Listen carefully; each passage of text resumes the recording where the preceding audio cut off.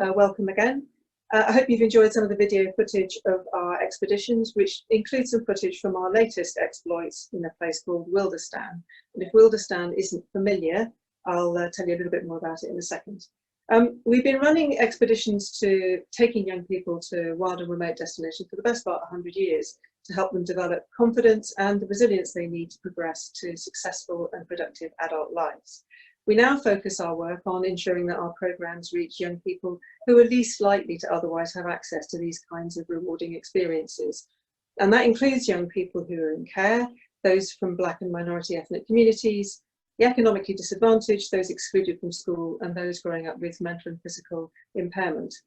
Wildestan is our first virtual expedition destination, and we launched Wildestan for the first time this year to provide wide-ranging, freely available, genuinely interactive 30-minute adventures, still full of skills and outdoor knowledge to young people who are stuck at home. So no passports, no inoculations, no boots. The adventures have been great, even earning cult status amongst some of our regular attendees. But most importantly, it means that we can continue to bring our amazing unpaid professional leaders together with young people throughout lockdown. I'm going to carry on doing that right the way through every week until the end of August. Now, tonight's event has been titled From Afghanistan, definitely a real place, to Wildestan, as a celebration of this new territory, which we do want to shout about, but of course also in honour of our speaker, who's the main reason you're here with us tonight. We've got a few great writers of our own in our history at British Exploring Society, including Roald Dahl, who came on expedition with us in the 30s and wanted to talk about it. We've got diplomats, and we've got some great public servants and some seriously impressive explorers too. Rory Stewart's life is an intimidating blend of all of these.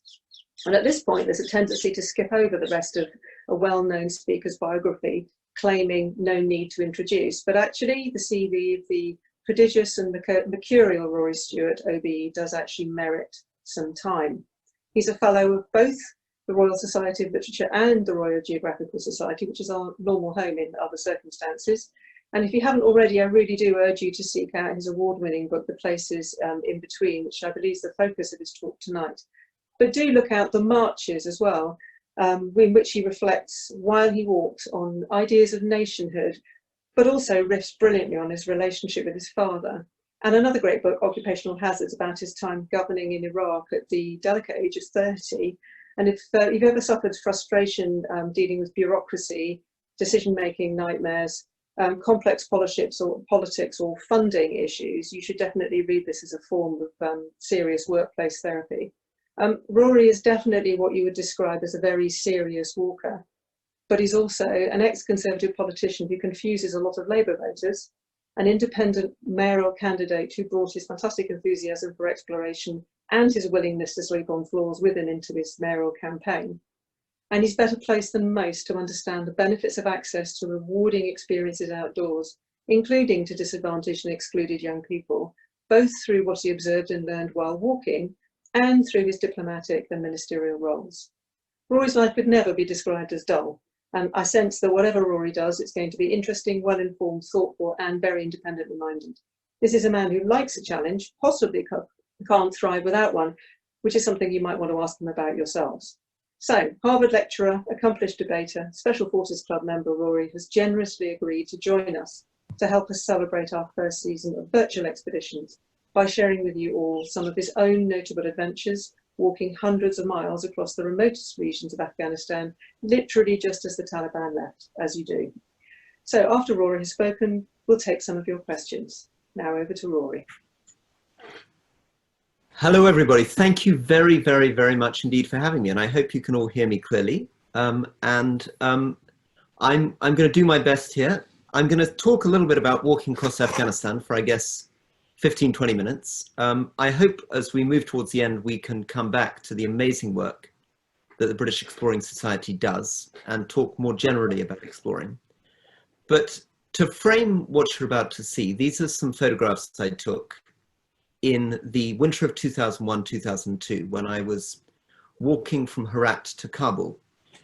By the time I was doing this, I guess I was in my late 20s. I had walked just over 5,500 miles across Asia. So I'd been walking for about a year and a half across, from the Turkish border across Iran, Pakistan, India, and Nepal, staying in about 500 different village houses. And then after 9/11, the Taliban government fell in Afghanistan, and the opportunity came up for me to enter Afghanistan in order to connect my walk in Iran to my walk in Pakistan. And I set off walking from Herat to Kabul, so from the west of the country to the east, through the Central Mountains in the winter of 2001-2002. And I'm going to give you a little bit of a flavor of it, and then very happy to take any questions on anything. And here, hopefully, comes the thing. So the first image that you can see on the screen at the moment is the view just walking out of Herat. And it is completely flat. In fact, it's flat for about 8 or 9 days walk. You can see the distant hills there in the distance, but that's not the route that you're doing. You're walking on a great flat valley. And in the background there, you can see some sheep and goats. Very difficult to distinguish the sheep from the goats. And of course, a boy there with his dog. It was very heavily mined with landmines at this period. And for me, the presence of sheep was very encouraging, because usually the sheep would trigger the landmines. So I was often very happy walking amongst sheep poo. This is the first night stop, and unusually for the journey, I tried to walk on my own, but the new Afghan setup in Herat, which was a warlord called Ismail Khan, insisted that 3 of his gunmen walk with me. And so for the first 10 days of this journey, Aziz, who's on the left, Qasim, who's in the center, and Abdul Haq, who's on the right, were walking alongside me. And in a sense, as we walked, we were bringing the Afghan government to these areas that hadn't really seen much government for about 40 years, since the Soviet invasion in the late 1970s. And therefore, there were real standoffs. This particular night stay, a standoff because inside that mud building were people affiliated with Al-Qaeda.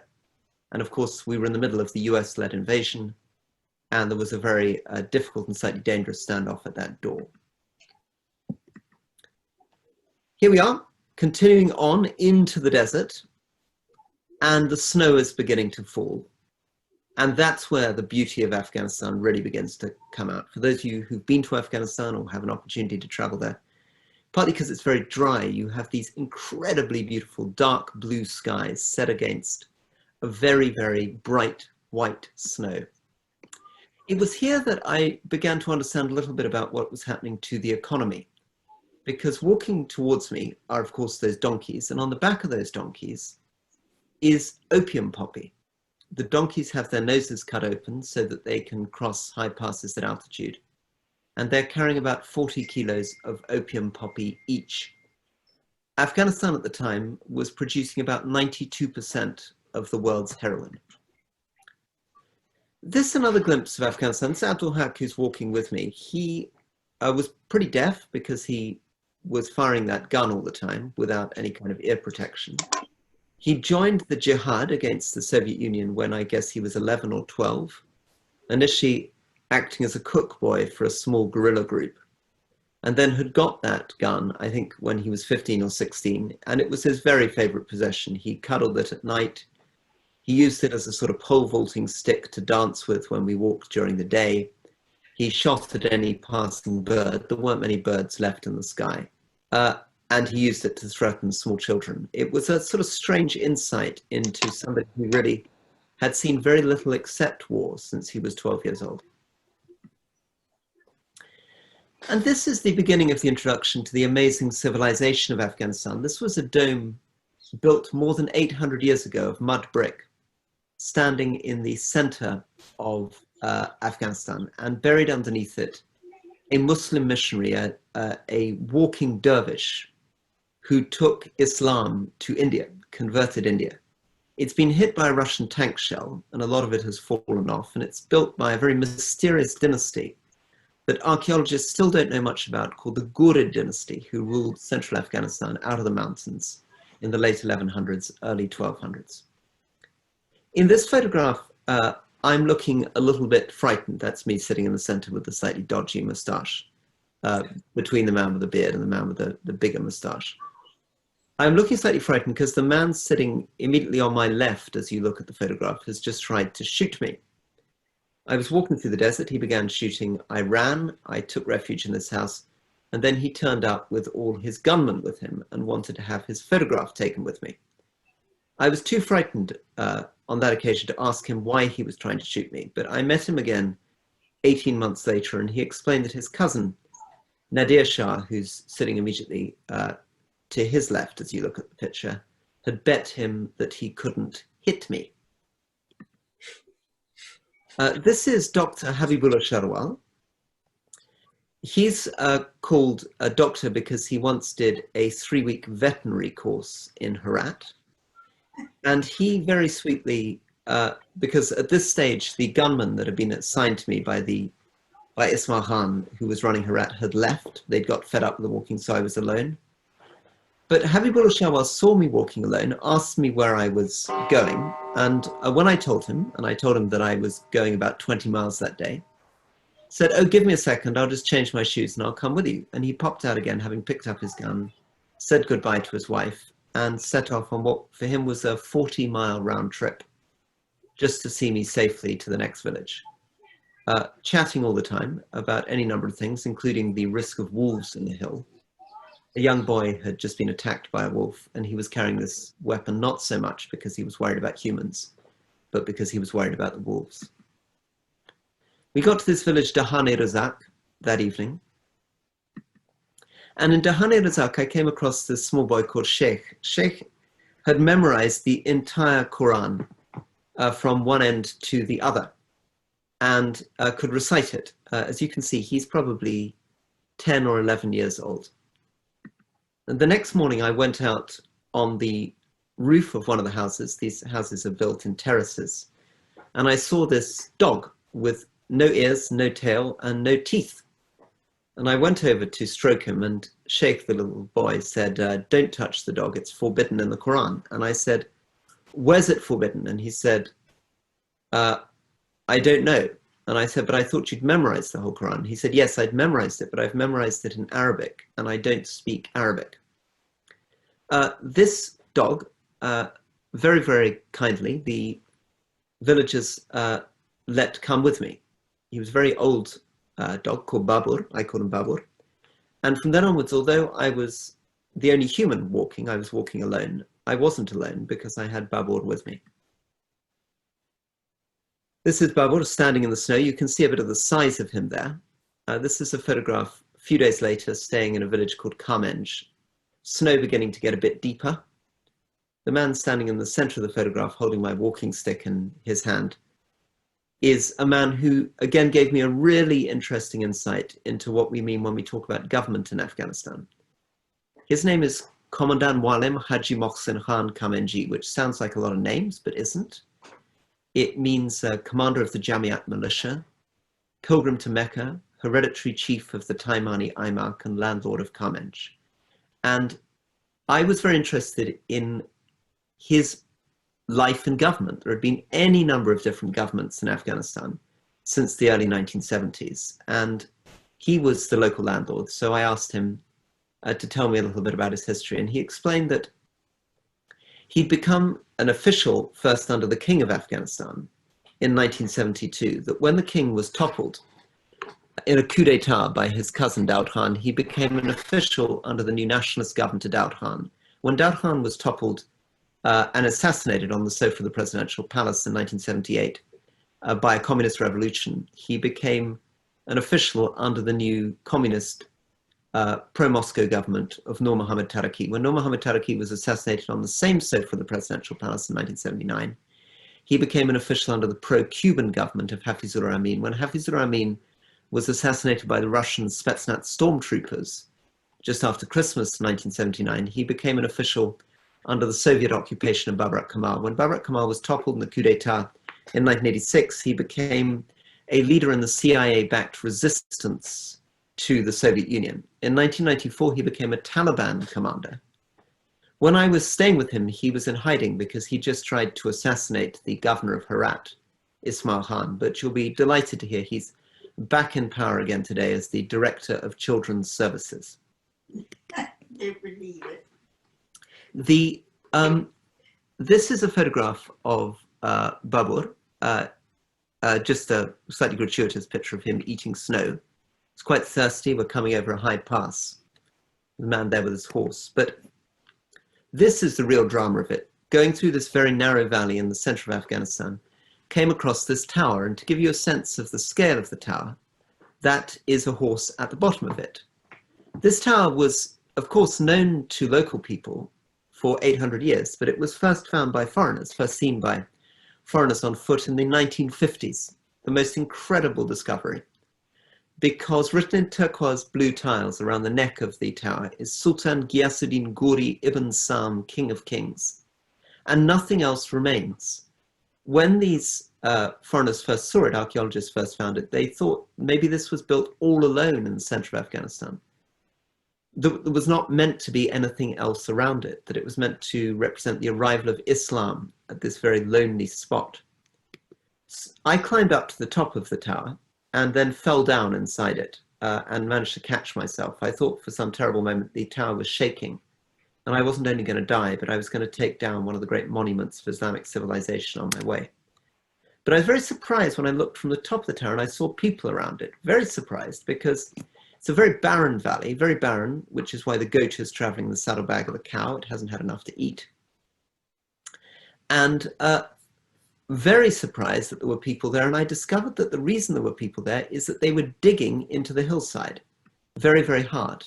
And they were digging out of the hillside, carved wooden doors, ivory chef's pieces, fragments of Chinese porcelain, all of them brought out of the ground, and all of them part of a civilization that had existed there 800 years ago. In fact, what had happened in the few weeks before I arrived is that they had uncovered a lost city, the city of the Turquoise Mountain, which was destroyed by Genghis Khan in the early 1200s and had been lost to history until these villagers had uncovered it almost under my nose.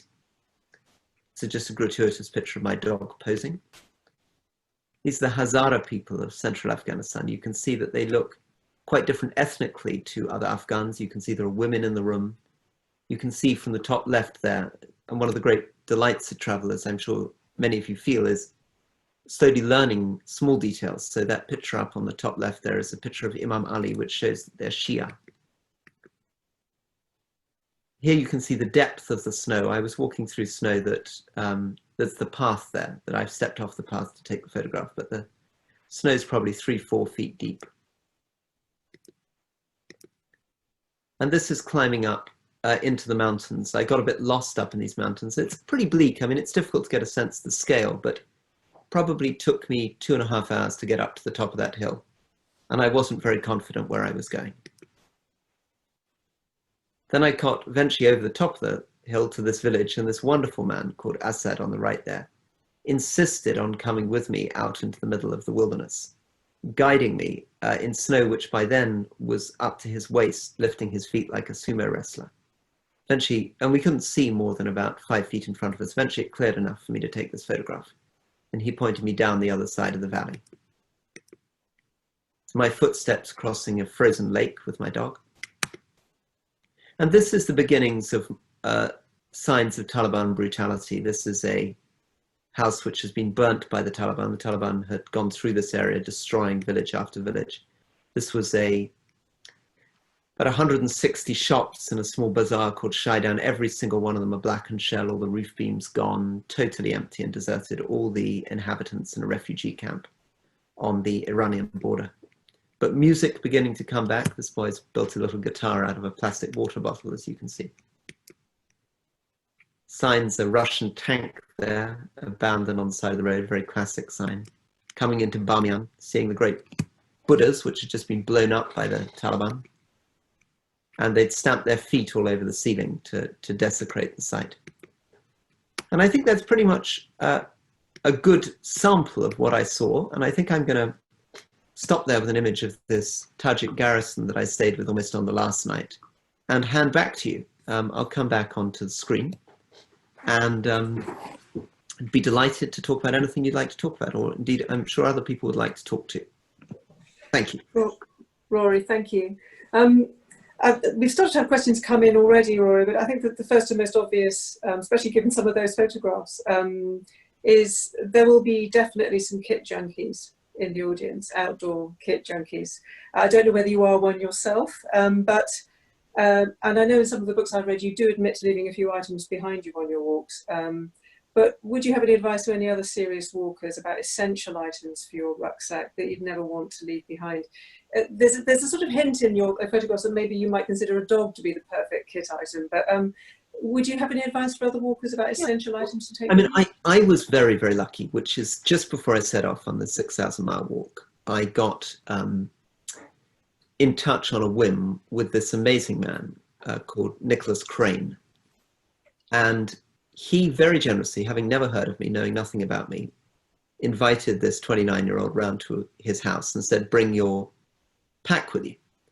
And then he tipped it out on his dining room floor. And he began to throw away half of what I had in it. So he threw away my spare pair of socks. He threw away my cooking stove. He said, you can just eat cold food. You don't need to cook your food. He threw away my tent. He said, all you need is a bivvy bag outside your sleeping bag. His sock theory is you only need 3 socks, that you wash one and rotate the other from your left foot to your right foot. He's a believer in cutting toothbrushes, cutting the ends off toothbrushes to save weight. Altogether, he reduced my pack weight from about 15 kilograms down to about 9. And as he explained, and it was completely true, that over a year and a half of walking, you feel the weight of that pack every single day when you put it on your back. I made a mistake in Iran of getting a bit of kit that I would not recommend to anyone, which is a mule. I thought I would save myself the effort of carrying my pack by walking with a mule. That is a very, very bad idea, because you have to feed the mule. You have to find water for the mule. You have to put the mule up at night. You have to load the mule. You have to stop your stuff falling off the mule. It adds about 2.5 hours to every day of your journey. And in my case, my mule kept escaping. So you also have to chase the mule. Anyway, those are my kit tips. And I'm surprised because thank you. Baba did seem to cause you as many problems as anything else, even though he was obviously a great companion, given that he wasn't exactly a popular companion in a lot of the places that you went, and they weren't very keen to accommodate him, but he didn't seem like someone you ever wanted to leave behind. No, I absolutely adored him, but Anna, you're absolutely right. Dogs are not very popular in Afghan villages. And so a lot of the times we would turn up in villages, and the first thing that would happen is I'd be met with a hail of stones as everybody started throwing stones at my dog. And I'd then get very, very cross with the boys that were throwing stones at the dog, and they'd be completely bewildered. They couldn't understand why I could possibly be cross with them for throwing stones at my dog. And then we'd be attacked by other dogs. We'd walk into villages and 7 or 8 dogs would attack us, and I'd have to try to fight them off with a stick. So it was, no, you're right. He wasn't a very practical companion, but he saved my life, because the middle of that snowfield, one of those snowfields that I showed you, I got very exhausted. I'd just come across I didn't take a photograph of him because it seemed a bit ghoulish to do so, but I was walking and I came across a man who'd frozen to death walking across the snow plain towards me. So he was just lying there in the snow. His hands were in plastic bags to keep them warm, but he'd obviously died the previous day and birds had been at his face. So it was not a very pleasant sight. And I walked on, I guess, about another 2 hours, and I was getting more and more tired and more lonely. And it was about 25 miles between villages. And I eventually just sat down in the sun. And I remember feeling, I think I've done enough. I don't really need to walk anymore. And at that point, it was Babur, my dog, who turned around and sniffed all around me and then walked on and then turned around and barked at me and then walked on ahead of me. And I remember thinking, oh, well, if he can do it, probably I can do it too. So I pulled myself up, but he very much saved my life. Yeah.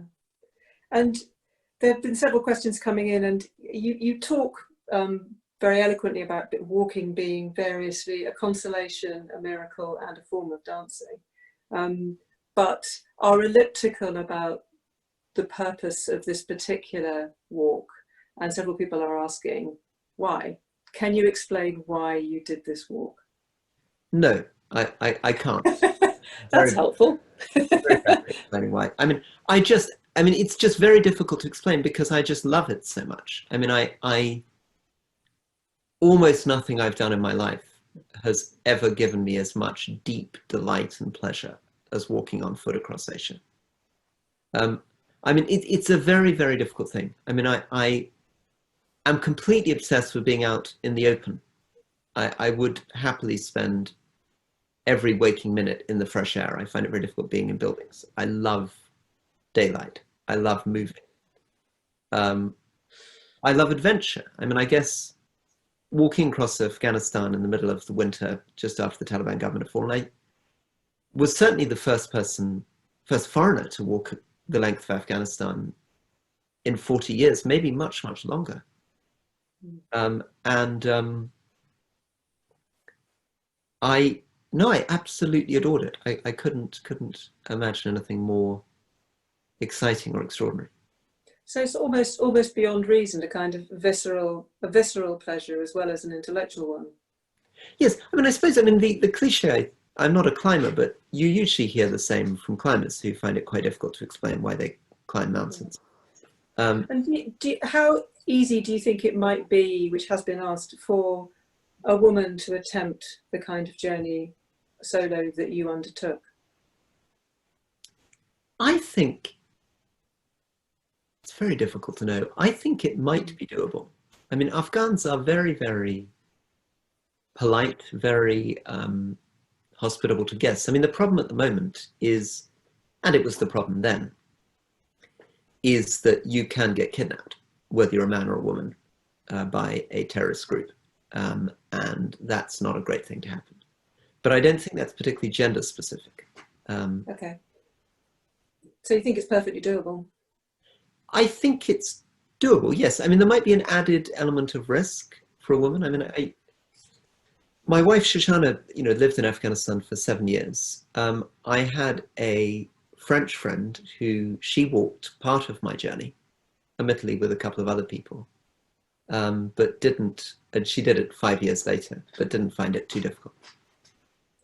I'd like to take you, if I can, there's something about lives shaped by adventure and risk taking, and which definitely seems to be a feature of yours. And actually, George Murray Levick, who set us up in 32, who went on Scott's last expedition, said in 32 that safety first, which leads, it was only boys then, of course, it said safety first, which leads boys to banks and office desks, is a terribly dangerous doctrine. Unless we foster the spirit of adventure, we stand a good chance of losing it. Fair? Do you agree? Do you think it should be part of everyone's lives? It's very interesting, this. I mean, I've just been reading, slightly morbidly, a lot of letters written during the First World War back to the headmaster of the primary school that I went to.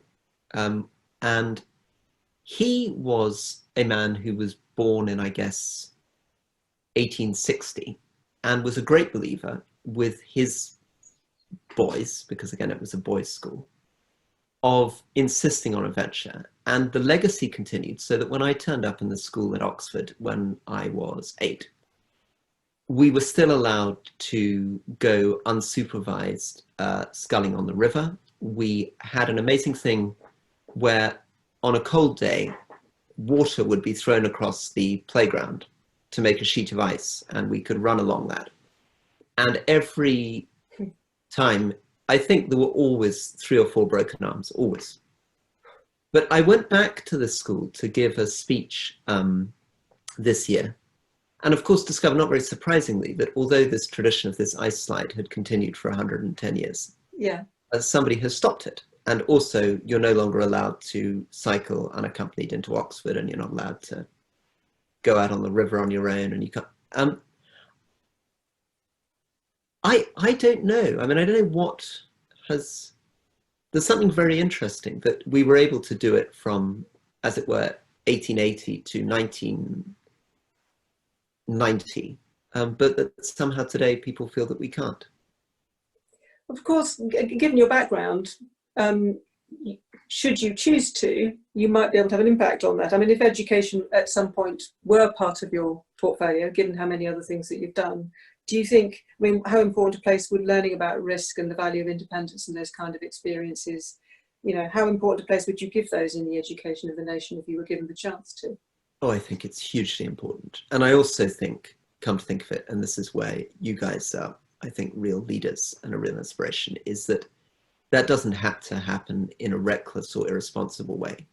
There are very, very good ways which you epitomize of teaching people to be intelligent, well-informed risk takers and dealing with stupid risks. And I think you, and to some extent Outward Bound and many other people, lots of others, yeah, are very, very good at not necessarily encouraging people to run on ice slides and break their arms, but find other ways of encouraging them to think about risk and take risks sensibly. Thank you. And obviously there's a thing about families. I don't think we can talk to you, and I mentioned The Marches, which is another fabulous book of yours. And if you don't mind, I'd love to hear a bit about your relationship with your father, who was another remarkable man, and maybe in particular, how as an adult you took advice from him, possibly on solving problems in the workplace, and whether you ever regretted it. And is it a strategy you'd recommend to others, possibly, given he was fairly remarkable himself? Well, so two quick things then. I mean, the first thing is that he was a real believer in having adventures with a small boy. So he was a British diplomat, and we moved to Malaysia when I was 6, and he would take me out into the jungle and build rafts out of rubber tires when I was 6, and we'd go down jungle rivers with bacon and egg sandwiches. He absolutely loved that kind of thing, basically because he was a small boy in everything except his age. The example of job advice, the great example of job advice, was that I was in Iraq, found myself surrounded by a rioting crowd that was trying to break into our office. I had a whole platoon of soldiers between me and the crowd, and they were beginning to loot the city and about to attack the governor's office. And my father telephoned me in the middle of this, and I described this scene. And he said, "Oh, very, very straightforward, Rory. All you need to do is shoot the ringleader and announce a 24-hour curfew." And of course, I was completely horrified. I mean, A, I wouldn't know how to announce a 24-hour curfew, and B, I had no intention of shooting the ringleader. But as a result, the entire place was looted from one end to the other, and my father was probably right. So you would advise it as a strategy? Well, I think it may be difficult to get away with and defend, but he's probably right that it would have been the way to save the city from looting. Are you hoping? You have children of your own, if you don't mind me saying? So are you looking forward to them asking for advice from you in the same way? Yeah, very much. I mean, it's incredibly lovely. I've got a 5-year-old and a 3-year-old, and very, very different personalities. The 5-year-old is very, very risk averse. So he basically thinks his father is a complete lunatic. So it's very difficult for me to get him to climb a tree or do anything. And I think that again is something that I think you're very good at as an organization, which is understanding that different people have different risk appetites and need to be taught and encouraged in different ways. And I think I could do with more professional advice on how to build his confidence on getting up a tree. It seems unlikely. And do you think you could live without adventure? And having thought about that, if that is true, where next? Quite early on in the session, people were asking, did you do much traveling, for example, when you're in Indonesia, and where do you want to go? Where's your next Afghanistan? So Indonesia, my big trip, which I was very proud of, is I flew in a tiny plane to a landing strip right on the border between West Papua and Papua New Guinea, so right in the middle of the jungle of Papua, and found myself in the most incredible communities in the middle of a moss forest, and then walked three weeks out towards the coast. And that was the most astonishing thing I think I've ever seen in my life, because those communities in very remote parts of Papua New Guinea are unlike any I've seen anywhere in my life, in Borneo and Indonesia and anywhere, except Afghanistan. So that was my Indonesian trip. What would I do? If I could, coronavirus and work permitting, my fantasy is to take a few months to walk from northern Myanmar, northern Burma, into southwest China, amongst the minority tribes on the Chinese-Burmese border. And I think that is the most incredible landscape, the most astonishing people. But I'd have to get permission from work and family to do that. Is it likely, do you think? I think it's likely, I hope, that there will come a time when the children are old enough. Maybe by the time my youngest is 8 or 9, where I feel like. And that would be another. That would be another solo walk, would it? Yeah, I think so. I keep trying to persuade my wife to take a camel with me. I want to ride a camel from Ouarzazate in Morocco down to Timbuktu, which is a sort of 54-day trip on a camel.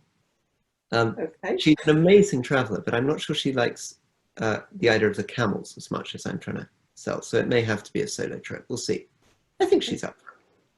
And rumour has it that you might at least be contemplating another book, Rory. Is that fair to ask, or is it too early and I'm trying to write a book about politics. I'm so depressed by politics. It's a really miserable book. I mean, the advantage of the Afghan book is I really like Afghanistan. So actually people quite like reading things written by people who love their subject. This is more like somebody, it's terrible. It's a kind of really bleak and horrifying experience. So I don't know how to make it funny. It's might it be to do with the fact that do you think in your books you seem to travel in a way which is all about complexity and the inconvenience of multiple truths and the way in which communities live, and that doesn't seem to necessarily square with the sort of tidy and polished singularity of contemporary politics, which demands that there is only ever one truth and one answer. Do you think there's any truth in that? The idea that what you've learned through your walking actually makes a life in politics quite complicated? I think that's true. I think that's absolutely true. I think I found it very difficult to give voice or to talk as a politician about my belief that everything I'd learned on my journeys is just how different each of us are from the other. How it's dangerous to think that there is a simple thing called a national identity, that we are actually millions of very, very different individuals, and that every door I knocked at in Cumbria, I was completely astonished by what I found behind that door. But I think it's also that it's a stifling atmosphere, locked up hour after hour after hour, voting on votes that aren't really free votes at all, with weird 3-line whips and strange party loyalties. I mean, it's just bad for your body, your soul, your mind. It's a very unhealthy profession. Yes, I can imagine it's going to be hard to make it a belly laugh of a book. If anyone can manage it, it'll be informative, if nothing else. And Rory, we're also being asked, given your background and the diversity of what you've done, what advice would you give to people trying to embrace such a kind of diverse and challenging career? How do you stick it together? How do you stay sane? Is it the walking that makes, is the walking the glue? What is the glue in your career? Gosh, I think a lot of the glue in my career now is family. It's my wife Shoshana, and my children. So I think that's a very, very important, and has been very important to me for the last 7 years. I suppose before that, I was a very different kind of person. I mean, I think the glues change as you get older. I think the person that walked across Afghanistan when I was 28 was, had a completely different idea of what my role was in the world, of what risks I was prepared to take, of what the meaning of life was, compared to what I feel now. I mean, there, at 28, I was, I wasn't uncomfortable with the idea that I might die walking across Afghanistan. I mean, that would have seemed to me a perfectly legitimate thing and a perfectly decent exchange for the wonderful life that I was living. I don't really feel in the same way now. You've moved on. And if you had some words to say, you know, we work with young people who are between, 14 and 26. A lot of them you talked about being in the open air and your love of natural light, which I think is something that anyone who's had the privilege of walking even a few miles would share. I mean, I can imagine during your mayoral campaign, you must have met young people for whom your life experience would seem utterly alien. What advice might you give to a young person who was just joining us, who we were trying to persuade to put on a pair of boots and join us even in the Scottish Highlands, about why it might be worthwhile? Oh, I think it's, without being too cheesy about it, I think it's something that once you've developed the skills and the confidence and the exposure to what you can do outdoors, it's something that you can have with you for the whole of your life. I mean, it's an incredible thing, because thereafter, all you need really is a pair of boots and a map. And you've got, well, not just the whole of Britain, you can keep on walking quite a long way beyond Britain. COVID notwithstanding. Rory, thank you so much. I don't know whether you have any closing words you'd like to make before we free you. Well, obviously the bell has literally tolled behind you. So is there anything you'd like to say before we liberate you? I mean, just to say to anyone on the call who isn't already involved with the British Exploring Society, what an incredibly amazing organisation you are. And as people will have picked up in the videos that you hopefully saw briefly at the beginning, British Exploring Society is reaching out to every different type of community and is doing some very, very brave and interesting trips with different communities and bringing to people all the joy and delight that every one of us gets through exploration, through travel, through testing ourselves, through being in nature in different ways that build our character. And I think it's a very, very precious thing. And I think anybody who isn't already supporting the British Exploring Society who is on this call, please do so. Thank you very much indeed.